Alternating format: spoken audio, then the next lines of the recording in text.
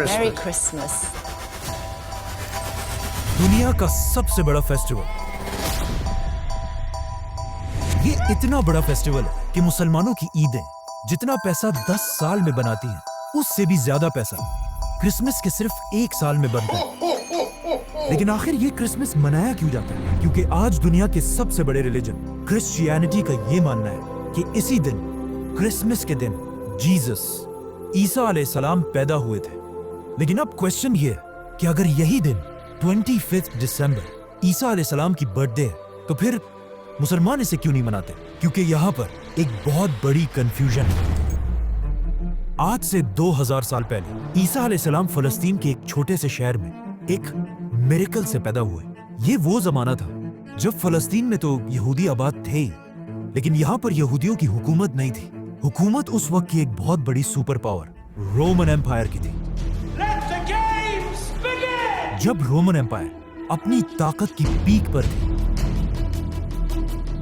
और यहाँ के बादशाह का नाम था सीजर ऑगस्टस, जो रोमन एम्पायर का सबसे ताकतवर बादशाह था।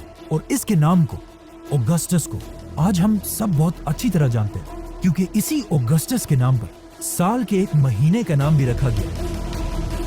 जैसे ही ऑगस्टस अपनी ताकत की पीक पर पहुंचा, उसने वही गलती की जो हमेशा हर बादशाह इस पोजीशन पर पहुंचकर करता है। ऑगस्टस अपने आप को एक आम इंसान की बजाय एक खुदा, गॉड कहलवाने लगा और पूरे रोमन एम्पायर में लोगों से अपनी इबादत करवाने के लिए अपने नाम के टेम्पल्स बनवाए। अगर हिस्ट्री को देखा जाए, जब भी कोई शख्स इस लेवल की ताकत तक पहुंचता है, तो अल्लाह उसके गुरूर को तोड़ने के लिए बिल्कुल मूसा अलैहिस्सलाम की तरह एक माइटी प्रॉफिट भेजता है। तो इसी सीजर ऑगस्टस के दौर में ईसा अलैहिस्सलाम पैदा हुए। ईसा अलैहिस्सलाम भी यहीं पर रोमन एम्पायर के अंडर फलस्तीन में यहूदियों के साथ बड़े हुए।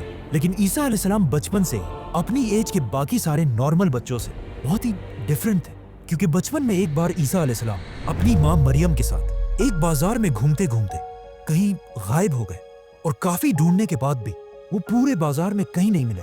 तो आखिर उनकी माँ उन्हें ढूंढते ढूंढते यहूदियों के एक टेम्पल की तरफ गए, जहां पर उन्होंने देखा कि यंग ईसा अलैहिस्सलाम उस वक्त के बड़े यहूदी उलमा के साथ डिबेट कर रहे थे। और उनके क्वेश्चंस को सुनकर यहूदी स्कॉलर्स के चेहरे बिल्कुल गुस्से से भरे हुए थे, क्योंकि उनके सामने ऐसे क्वेश्चंस करने की अब तक किसी में जुर्रत नहीं थी।